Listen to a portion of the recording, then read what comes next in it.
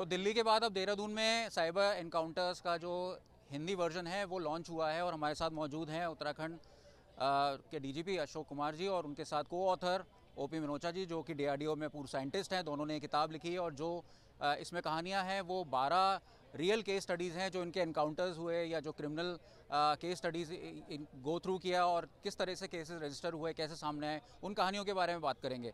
Sir, सबसे पहले बहुत बहुत शुभकामनाएं आपको, आपने एक बढ़िया किताब निकाली है। किस तरह से ये आपको ख्याल आया कि इस पे किताब हमें लॉन्च करनी चाहिए? देखिए, ख्याल आने का तो वही पर्पज है कि ये साइबर क्राइम बहुत ज़्यादा बढ़ता जा रहा है और इसका एकमात्र उपाय लोगों को जागरूक करना है। जितने ज़्यादा हम अलर्ट होंगे उतना ही साइबर क्राइम से बचेंगे। तो लोगों को अलर्ट करने के पर्पज से ये हुआ कि साइबर क्राइम पे किताब लिखी जाए।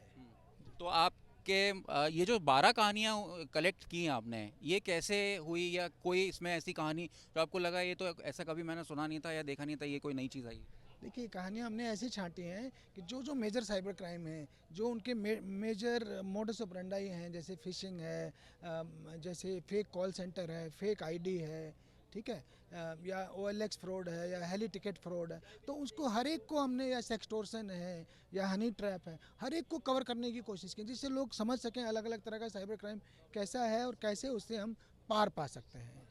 तो अब तक जैसे देश में 60,000 के आसपास रेगुलर कंप्लेंट्स आ रही हैं और अगर अनऑफिशियल रिकॉर्ड की बात करें तो वो बहुत ज़्यादा है क्रिमिनल्स को। इसमें 10 लाख कंप्लेंट जी, आती है एक अनऑफिशियल, साल में। जी जी, नहीं, ऑफिशियल। ऑफिशियल 10 लाख आ रही हैं। यस। तो अगर हम बात करें क्रिमिनल्स को पकड़ने की, तो अभी भी कितना मॉडर्नाइजेशन ज़रूरी है क्रिमिनल्स को पकड़ने के लिए? मॉडर्नाइजेशन तो बहुत है, हमारी मैन पावर जो टेक्निकल मैन पावर है वो ही अभी इतनी ज़्यादा नहीं है, क्योंकि नए नए रोज़ नए तरीके निकाल रहा है क्रिमिनल। तो टेक्निकल मैन पावर पुलिस में उसकी शॉर्टेज है, उसको धीरे धीरे बढ़ा रहे हैं, हम अपनी ट्रेनिंग कर रहे हैं, फिर भी कहीं ना कहीं वो चैलेंज है हमारे लिए। तो हेली सेवाओं को लेकर भी आपने एक स्टोरी लिखी है, वो क्या माजरा था? बेसिकली लोगों को केदारनाथ जी के लिए हेलीकॉप्टर की टिकट बेच रहे थे, फेक फेक वेबसाइट है, फेक टिकट है, वहाँ जाके पता चला यहाँ तो हमारी हेलीकॉप्टर बुकिंग है ही नहीं। बेचारे, कोई उड़ीसा से आ रहा है, कोई आंध्रा से आ रहा है, कोई महाराष्ट्र से आ रहा है, 46 कंप्लेंट हम पे आई। तब हम जाके गैंग पकड़ के लाए हैं बिहार और झारखंड साइड हमारे से। साथ को ऑथर ओपी मिनोचा जी भी हैं, उनसे बात करते हैं। सर, आपने अशोक कुमार जी को ज्वाइन करने का कैसे सोचा और कैसे ख्याल आया कि ये किताब हमें लिखनी चाहिए? देखिए, हमारे प्रदेश में इंटरनेट के बढ़ने के साथ साथ जो प्रदेश क्या पूरे देश में इंटरनेट के बढ़ने के साथ साथ साइबर क्राइम भी बहुत ज़्यादा बढ़ गया था।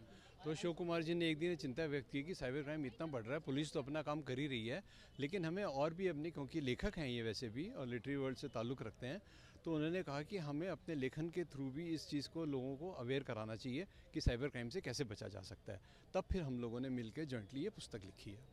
अब जैसा कि सर ने डेटा बताया है कि 10 लाख के आसपास ये कंप्लेंट्स आ रही हैं, इनको ट्रैक करना मुश्किल है। कई लोग सोचते हैं कि कंप्लेंट लिखाना भी मुश्किल है और कंप्लेंट अगर लिखा दी जाए तो बहुत लोग मायूस लौट जाते हैं, उनको लगता है कुछ होना नहीं है। तो इसमें आपको क्या लगता है? आप खुद भी साइंटिस्ट रहे हैं और काफ़ी रिसर्च इसमें आपने करी है किताब में, तो कैसा लगता है कि आगे चीज़ें ऐसी हो पाएंगी कि उनको पकड़ लिया जाएगा, या ऐसे केसेस आपके सामने आए कि तुरंत पकड़ लिया गया? देखिए, एक तो जैसे आपने कहा कि कंप्लेंट लिखाने में बिल्कुल संकोच करते हैं, कई सारे केसेस थे, सेक्सटॉर्शन का केस जैसे हमने उजागर किया इसमें, उसमें लोगों को शर्म आती है कि मैं जाऊंगा वहीं तो मेरी पुलिस शेमिंग करेगी या मुझे कोई कहेगा कि तुमने इस उम्र में ऐसा काम कैसे कर दिया। एक बूढ़े थे जो हनी ट्रैप में फंसे थे। तो सबसे पहले तो ये कि आपके साथ अगर क्राइम हुआ है रियल में तो आप उसको रिपोर्ट कराइए, चाहे 1930 जो गवर्नमेंट ने एक नंबर इशू किया हुआ है वो एक नंबर है, सेंट्रल नंबर, या फिर आप नेशनल साइबर पोर्टल भी है, उस पर ऑनलाइन भी कंप्लेंट दर्ज की जा सकती है। तो किसी भी तरीके में, लेकिन पुलिस के पास जब तक आप जाएंगे नहीं तो वो आपका काम कैसे करेगी? पुलिस इतनी मेहनत करती है मुजरिम को पकड़ने में और अगर कोई कंप्लेंट नहीं करता, बाद में दोष देता है, तो ये बहुत गलत होता है। तो इससे लोगों को ये है कि अपनी कंप्लेंट ज़रूर लिखाइए और 100% जैसे अशोक जी ने कहा सब कंप्लेंट लिखेंगे और लोग सहयोग करते हैं पुलिस वाले। मैंने जितना एक साल में जितना मैंने लोगों को देखा, बहुत कोऑपरेटिव होते हैं और जितने विक्टिम्स हैं इन सबकी बहुत सहायता की है पुलिस। एक 5 सेकंड रूल आपने मेंशन किया है किताब के अंदर, वो क्या है? क्या 5 सेकंड में हम अपने आप को बचा सकते हैं या लुटा सकते हैं? इस बारे में? देखिए, जितने भी हमारे पास मोबाइल में या फ़ोन पे या हमारे जो भी लैपटॉप है उसके अंदर हमारे पास पॉपअप्स आते रहते हैं विंडोज़ में, अगर हमने ढंग से इसके अंदर एंटीवायरस या ऑपरेटिंग सिस्टम को अपग्रेड नहीं किया तो पॉपअप्स आते हैं, तो उनको हमें ब्लॉक करना होता है, पॉपअप्स ना आए। लेकिन क्या होता है, इतनी बॉम्बिंग होती है पॉपअप्स की, जो फिशिंग वाले हैं जमतारा में कहीं बैठे हुए, वो इतनी बॉम्बिंग करते हैं कि आप तंग आके उसको ओके कर देते हैं और एक्सेप्ट कर लेते हैं। जैसे बहुत बुरी टर्म्स कंडीशंस हैं, हम एक्सेप्ट कर लेते हैं कि एक्सेप्ट, लेकिन वो हमें 5 सेकंड सोचना चाहिए। जैसे हम सड़क पार करने से पहले 5 सेकंड देखते हैं कि कोई आ तो नहीं रहा दाएं बाएं, या कोई भी एक कार्य करने से पहले हम 5 सेकंड सोचते हैं। तो ऐसे भी फ़ोन में जब भी आपके पास मैसेज आया, कोई लिंक आया क्लिक करने के लिए, कोई ओटीपी मांग रहा है, तो 5 सेकंड सोचें कि क्या ये मैं ये करूं या ना करूँ, ये करने से मैं कहाँ फंस जाऊँगा या मुझे क्या हो सकता है। ये इस किताब का अब ये लॉन्च हो चुका है, अगले वर्जन पे भी क्या आप काम कर रहे हैं या जल्दी ही कोई नई किताब, क्योंकि 12 स्टोरीज़ जो इसमें है आपने बहुत छांट के और मेहनत करके रिसर्च करके 12 स्टोरीज़ आप लेकर आए हैं। इसके अलावा भी बहुत नए नए केसेस रोज़ आ रहे हैं, तो उस पर क्या आप रिसर्च कर रहे हैं या रिकॉर्ड कर रहे हैं? देखिए, जितने भी हमने इसमें 12 केसेस कवर किए हैं, इसमें ज़्यादातर जो तरीके हमारे अपराधी अपना रहे हैं उन सबको हमने कवर किया है। पुलिस की क्या मॉडस ऑपरेंडी है वो हमने कवर करी है, विक्टिम की क्या मानसिक स्थिति है, तो यह सब चीज़ें तो कॉमन ही रहेंगी। लेकिन हाँ, जैसे आपने कहा नए नए तरीके आ रहे हैं, क्रिप्टो करेंसी आ रही है, आर्टिफिशियल इंटेलिजेंस आ रहा है, चैट जीपीटी आ रहा है, लोगों की जीवन सुविधाजनक हो रही है, लेकिन साथ साथ कष्ट भी बढ़ रहे हैं। तो ऐसे बहुत सारी फेक साइट्स और चीज़ें आगे आ रही हैं, बहुत प्रॉब्लम्स आ रही हैं, जिनके बारे में विचार करेंगे। अशोक जी के पास समय होगा तो और हम आगे लिखने की अभी जेफरी हिंटन जो एआई के गॉडफादर माने जाते हैं, उन्होंने खुद कहा है कि एआई जो है आगे दुनिया को तबाह कर सकती है। उसमें स्कैमिंग और साइबर क्राइम्स और बॉट्स के ज़्यादा इस्तेमाल से ये हो सकता है, तो इस पर आपकी क्या राय है?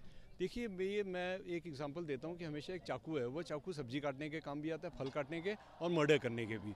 तो हमें ये ध्यान रखना है कि हम एआई को कैसे यूज़ कर रहे हैं। एआई एक लर्निंग सिस्टम है, जितना ज़्यादा हम उसको इन्फॉर्मेशन दे रहे हैं वो लर्न करता जा रहा है। फिर एक बार जो सॉफ्टवेयर बन गया एआई का, उसको अपग्रेड करने की ज़रूरत नहीं, उसके अंदर फिर हमारे प्रोग्रामर का काम खत्म, वो अपने आप सेल्फ लर्निंग करता है। जितना लोग इनपुट देते हैं कि मुझे स्क्रिप्ट लिख दो, मुझे ये काम कर दो, मेरा एप्लीकेशन लिख दो, मेरे एसेज लिख दो, बच्चे कह रहे हैं, वो सब लर्न करता जा रहा है, मानसिकता समझता जा रहा है हमारी। अलेक्सा जैसे है वो सब सुन रही है। तो ये सारी चीज़ें इंटेलिजेंस सिस्टम किसी ना किसी दिन तो मुझे लगता है टेक ओवर करेंगी ह्यूमन को।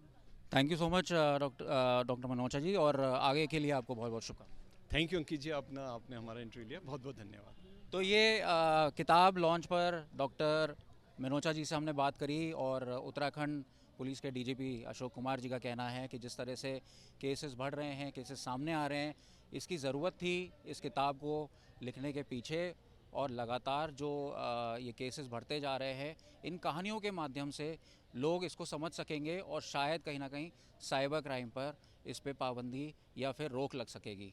कैमरामैन अनिल बड़ूनी के साथ अंकित शर्मा, देहरादून, आज तक।